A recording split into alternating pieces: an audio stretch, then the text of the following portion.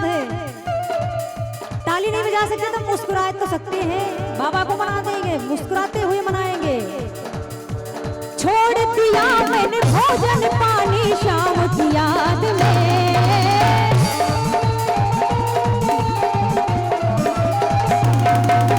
छोड़ दिया मैंने भोजन पानी शाम की याद में।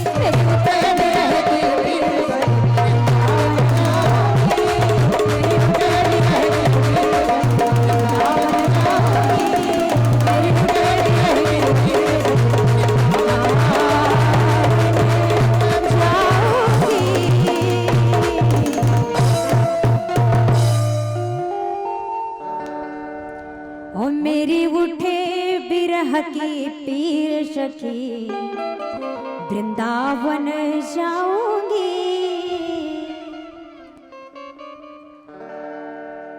देख लियो जैसे लगता है कसम खाई के बैठे। अरे ताली नहीं बजा सकते क्या? भजन अच्छा लगा हो ताली बजाइए। हम जबरदस्ती बजवाते हैं ताली, जो नहीं बजाता है। दादा एक बार आप लोग मुस्कुरा दीजिए, हैं? हंस दीजिए एक बार। क्या जय हो। किलकारियां जब गूंजती है तब अच्छा लगता है, बड़ा आनंद आता है। राधे, जय श्री राधे, जय श्री श्याम। बड़ा आनंद आता है भाई आप सबके साथ में, भाव के साथ में इतना प्रेम से कथा का रसपान कर रहे हैं। बस हमें इसी में खुशी मिलती है। खुशी तभी मिलती है, मन आनंद हमारा तभी होता है जब आप सब भाव से कथा का रसपान करते हैं। और भाव से कथा का रसपान वही लोग कर पाते हैं जिन पे प्रभु की बड़ी कृपा होती है। सब नहीं सुन पाते हैं, धुंधकारी की आत्मा की तरह उड़ते रहते हैं, उनको समझ में ही नहीं आएगा। बैठेंगे कथा में, मन में कुछ और चलता रहेगा। तो ये होता है।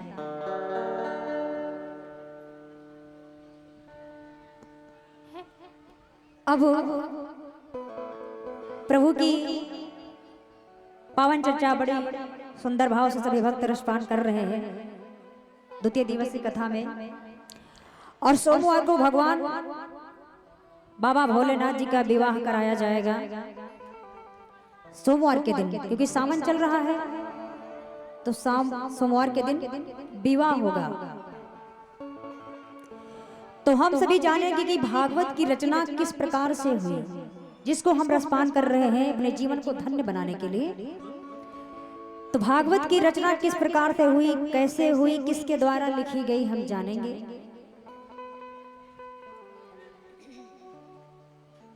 कि श्रीमद् भागवत महापुराण की रचना किसके द्वारा की गई है।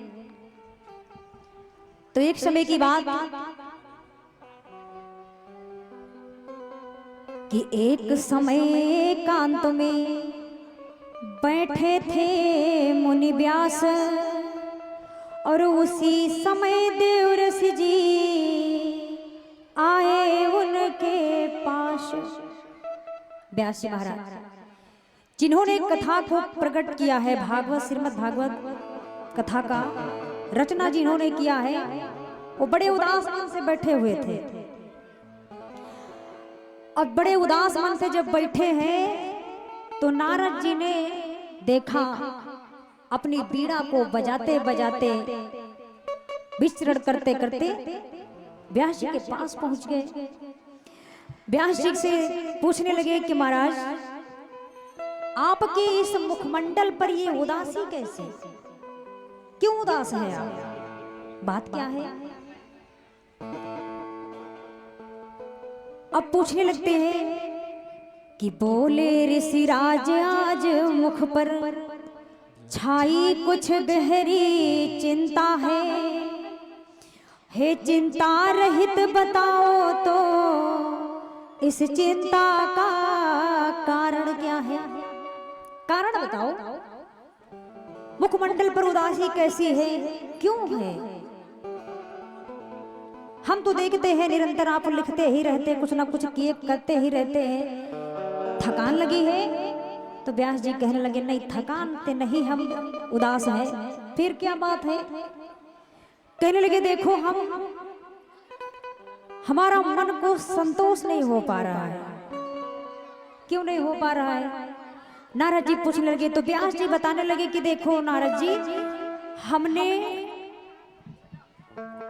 लिखते लिखते क्षण भर दम नहीं लिया है। इतना लिखते हैं, दिन रात मेहनत करते हैं और कुछ ना कुछ करते ही रहते हैं। और लिखते लिखते हमने 17 पुराणों की रचना कर डाली है, परंतु हमें ऐसा प्रतीत होता है कि हमने अभी तक कुछ किया ही नहीं है। हमने अभी तक कुछ भी नहीं किया है। अरे काया दादा को परेशान कर दिए भैया, दादा वीडियो बना रहे थे। नहीं रोकिए नहीं, उनका भाव था भाई, वो सामने से आकर खड़े होकर बनाने लगे।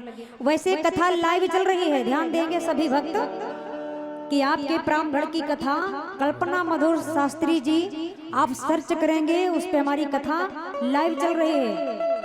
आप कथा का रसपान लाइव घर बैठे देख सकते हैं, सुन सकते हैं, भजन सुन सकते हैं, यूट्यूब पर मिलेगी आपको। तो परेशान होने की कोई जरूरत ही नहीं है। यहाँ भी बैठे हैं तब भी अपने मोबाइल पर देख सकते हैं कि कथा लाइव चल रही। कल लाइव चलाया गया था लेकिन चल नहीं पाई थी क्योंकि नेटवर्क नहीं पकड़ रहा था, तो वीडियो रिकॉर्डिंग हुआ, बाद में डाला जाएगा। आज लाइव चल रहा है, थोड़ा चला था उसके बाद बंद हो गया था कल। अब इधर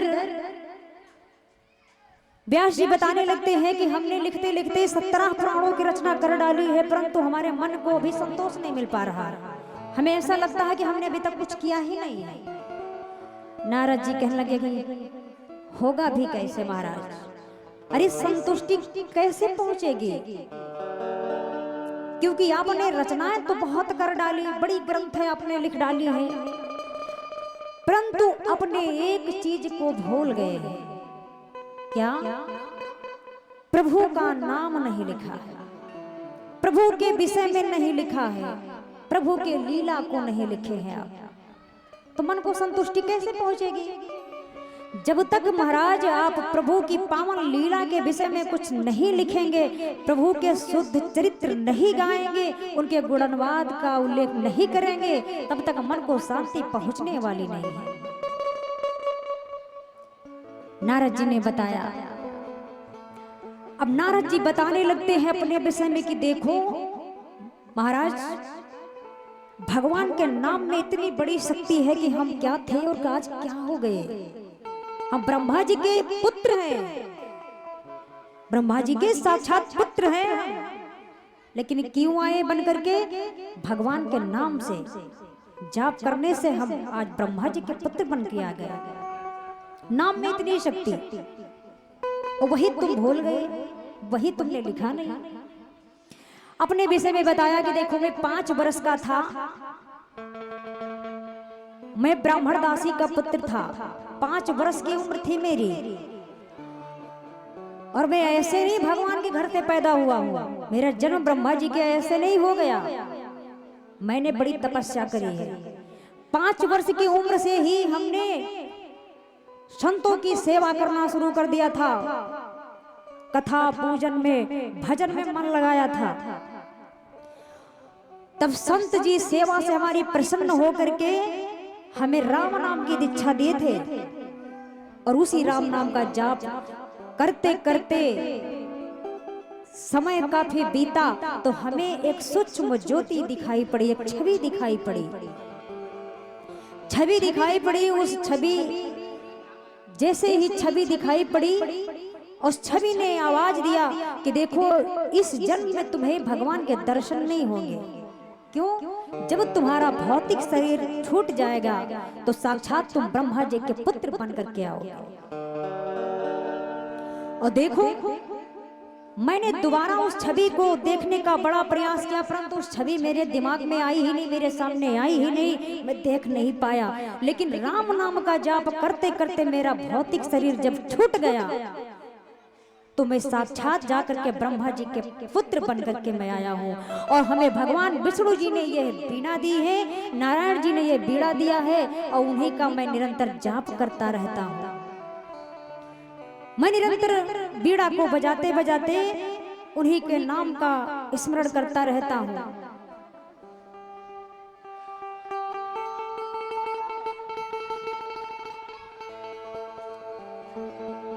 नारद जी ने बता दिया कि देखो हम कहां से कहां आज पहुंच गए हैं, और वही तुम भूल गए कि प्रभु का पावन नाम का गुणवाद नहीं किया है।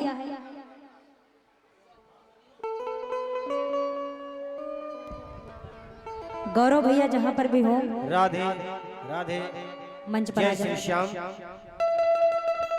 और ये कुछ दान आया हुआ है,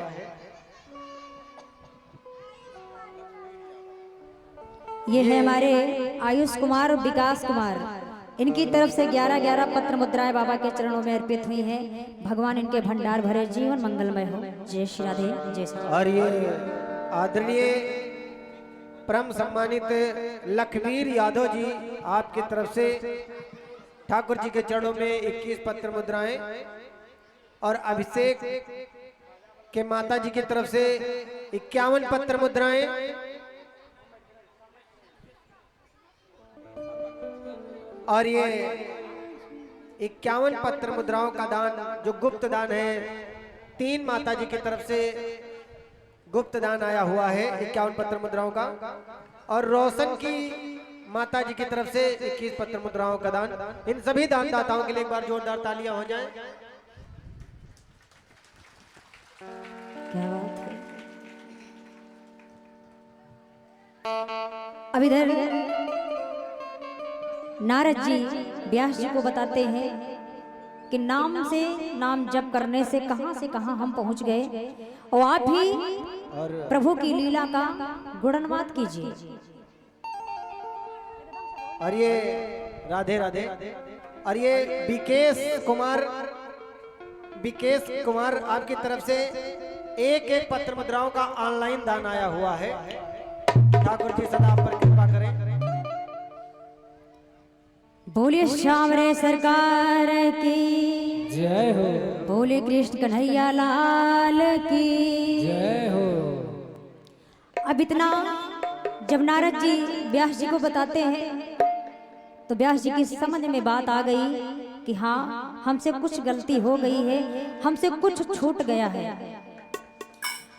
अब इतना कह करके नारद जी अंतर्ध्यान हो जाते हैं। अब नारद जी अंतर्ध्यान हो गए तो व्यास जी नारद जी के चले जाने के बाद में ब्रह्मा नदी सरस्वती के तट पर जाकर के प्रभु का स्मरण किया, और व्यास जी के मन में भगवती गंगा प्रकट हो गई। जब मन में भगवती गंगा प्रकट हो गई तो व्यास जी ने भागवत की रचना करी। 18वीं पुराण है श्रीमद् भागवत। ये अमर कथा है।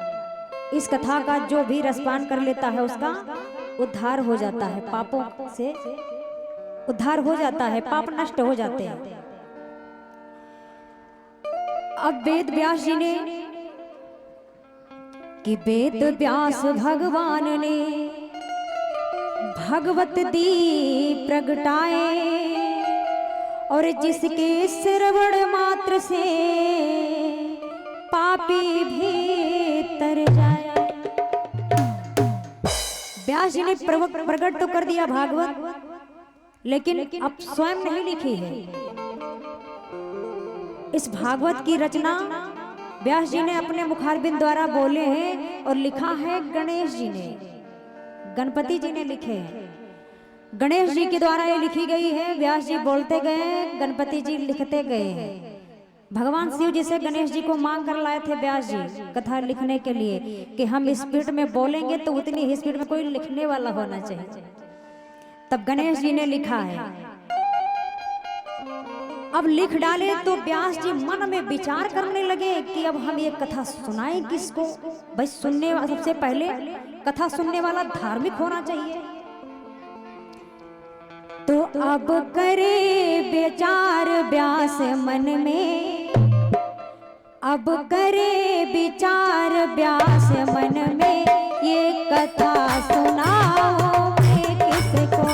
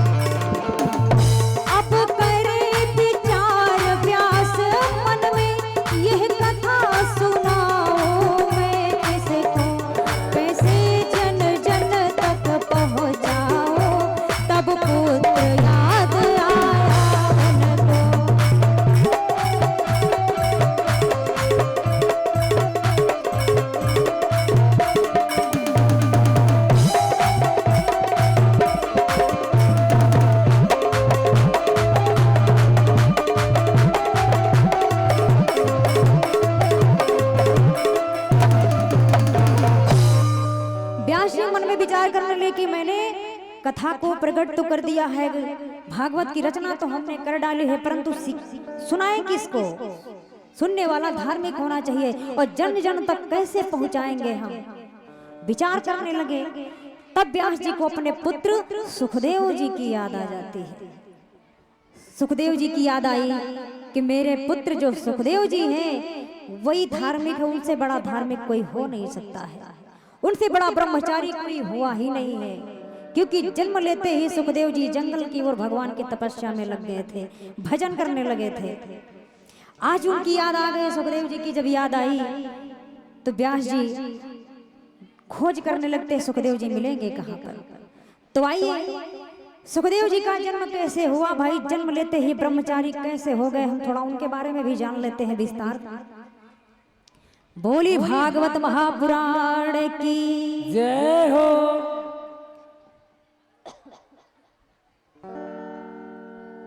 भागवत में 18,000 श्लोक है, 18,000 श्लोक है। 4 वेद है, अथर्ववेद, यजुर्वेद, सामवेद, ऋग्वेद। 335 अध्याय है, 12 स्कंद है। फिर भी इतनी महान ये है, भागवत की कथा अपनी महिमा स्वयं नहीं गाई, अपनी बड़ाई अपने मुख से अच्छी नहीं लगती है, शोभा नहीं देती है। और श्रीमद् भागवत का अर्थ, श्री का अर्थ होता है लक्ष्मी, मद का होता है अहंकार, भा से होता है भक्ति, गा से होता है ज्ञान, वा से होता है वैराग्य। भा से भक्ति, गा से ज्ञान, वा से वैराग्य, ये अर्थ होते हैं भागवत, श्रीमद् भागवत के। श्री का अर्थ मतलब होता है लक्ष्मी, जो लक्ष्मी के अहंकार को त्याग करके भक्ति ज्ञान वैराग्य की शरण में आता है, उस मनुष्य का इस संसार रूपी तारण तरण हो जाता है, संसार से भवसागर से तारण तरण हो जाता है, तर जाता है भागवत को सुन करके। ऐसी है हमारी भागवत की कथा। अब सुखदेव जी का जन्म कैसे हुआ हम सब जानेंगे, ये भी बड़ा प्यारा सा प्रसंग है।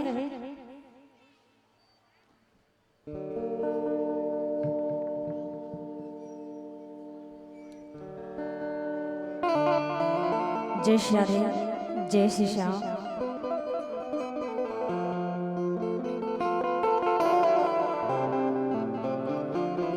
कि एक समय की बात है, हरिकेश्वर भैया जहां भी होंगे थोड़ा जल्दी रखेगा आने के लिए। बोले शंकर भगवान की जय हो। एक समय की बात है, कि कैलाश पर्वत पर हमारे भोले बाबा और पार्वती मैया बैठे हुए थे। कुछ आपस में थोड़ी थोड़ी बातें कर रहे होते हैं। अब बातें करते करते थोड़ा विचार बाबा के आ जाता है कि थोड़ा हम भ्रमण कर ले। तो बाबा भ्रमण करने के लिए निकल गए, मैया के लिए बैठे हैं।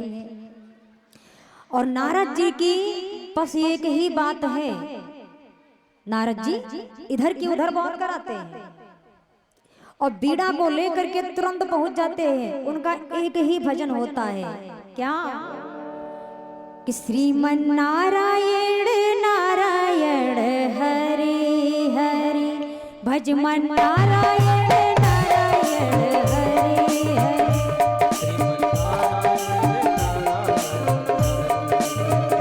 श्रीमन नारायण नारायण हरि हरि। ओ तेरी लीला सबसे न्यारी न्यारी न्यारी न्यारी।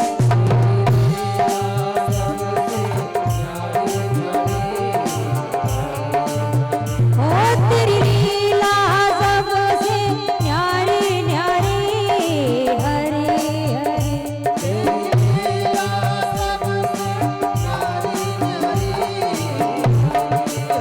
ओ भजमन नारायण नारायण हरि हरि भजमन नारायण नारायण हरि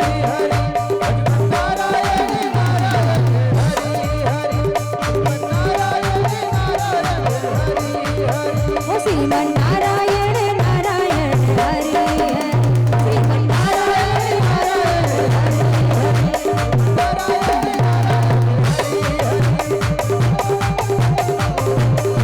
श्रीमन नारायण नारायण हरि हरि भजमन नारायण नारायण हरि। कि श्रीमन नारायण नारायण हरि हरि।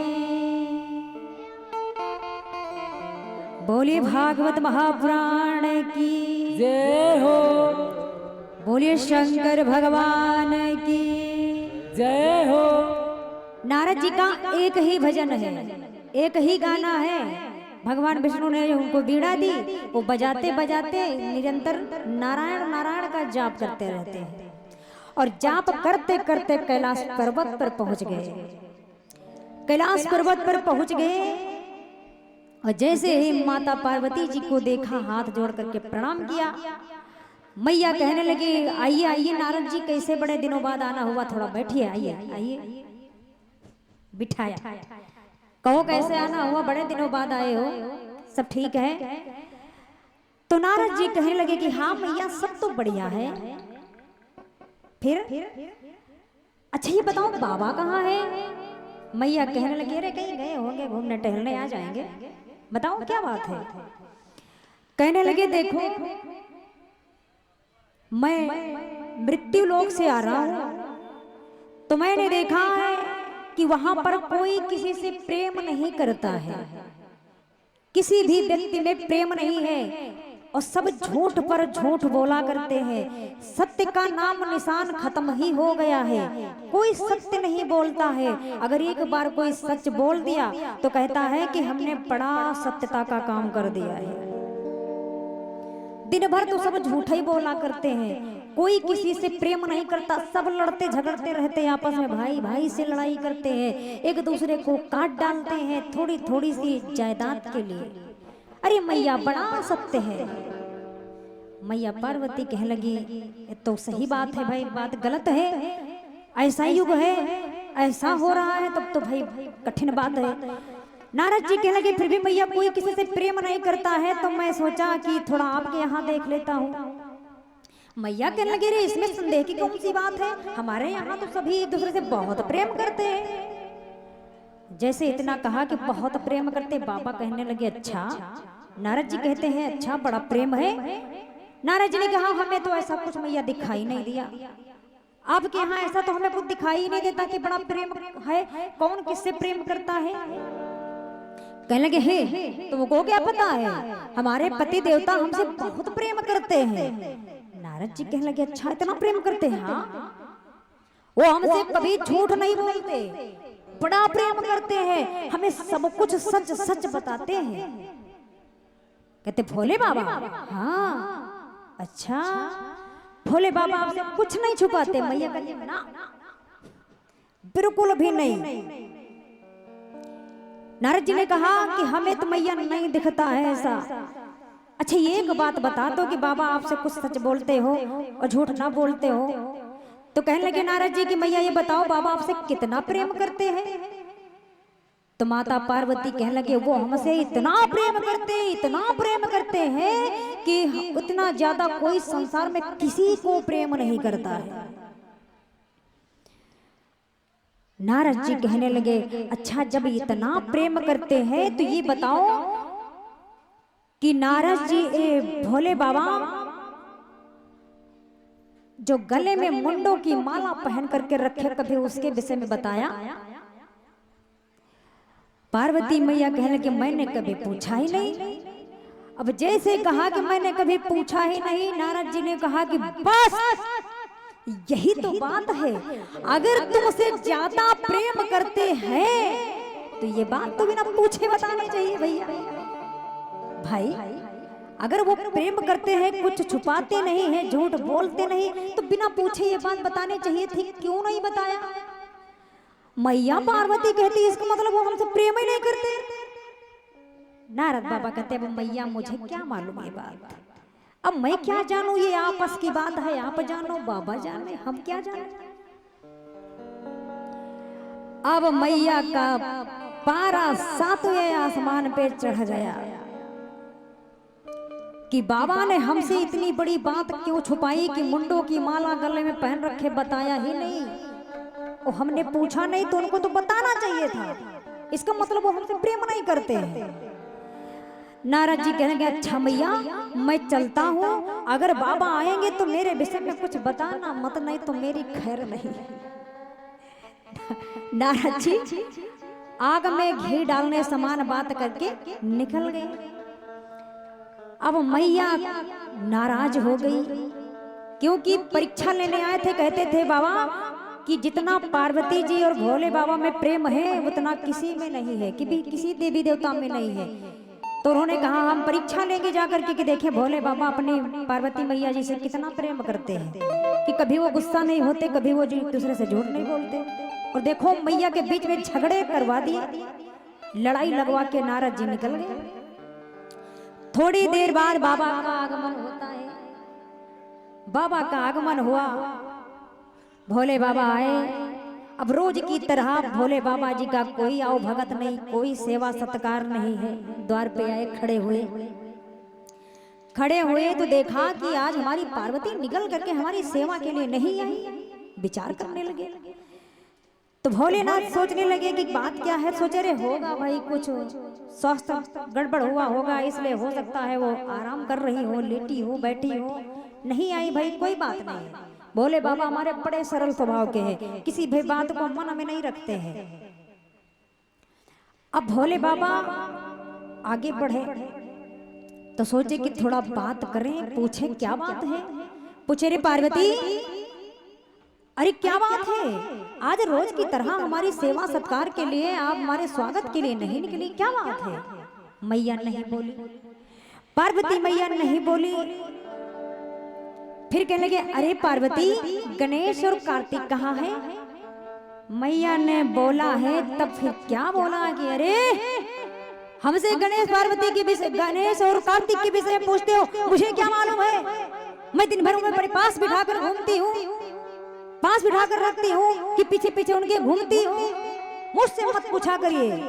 बाबा ने कहा मेरी पार्वती कभी ऐसे तो नहीं बोलती थी, बात क्या हो गई, अचानक से इतना क्रोधित है। कहले पार्वती अच्छा बात क्या है, तुम स्वास्थ्य ठीक है।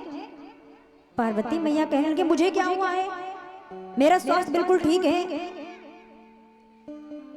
अब उल्टे जवाब मिल रहे हैं, प्रश्नों के उल्टे उत्तर मिल रहे हैं। बाबा कहने लगे पार्वती बताओ तो बात क्या है। बाबा ने कहा अच्छा भाग नहीं मिली है। जैसे ही कहा भाग नहीं मिली तैसे ही मैया कहने लगी कि अच्छा तुम हमें इसी दिन के लिए ब्याह करके लाए थे, यही दिन देखना बाकी रह गया था। मैं निरंतर तुम्हारी भांग ही घोटती रहती हूँ, इसके सिवा मुझे और कुछ तो कोई काम देते नहीं हो, बस मैं तुम्हारी रोज के रोज भांग घोटूं। अरे मैं महलों की रहने वाली, मुझसे भांग घुटवाते हो, ये मुझसे हो नहीं पाता। देखो मेरे हाथों में छाले पड़ गए हैं और ऊपर से तुम इतनी मुझसे बातें छुपाते हो, तुम मुझसे प्रेम नहीं करते हो। बाबा ने कहा क्या हुआ पार्वती? मैया कहने लगती है सुनो बाबा कि भोला भांग तिहारी हो नित्य घोटते घोटत हारी, मेरे दोनों हाथ दुखाए तेरी एक दिन आके होए तो घोटू रोज न घोटी जाए। भोला भंग तिहारी नित घोटत घोटत हारी, भोला भंग तिहारी नित घोटत घोटत हारी, मेरे दोनों हाथ दुखाए मेरी एक दिन आके होए तो घोटू रोज न घोटी जाए। भोला भंग तिहारी नित घोटत घोटत हारी।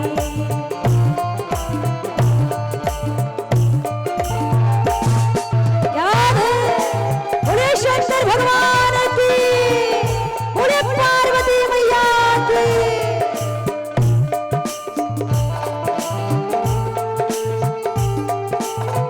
क्या बात है?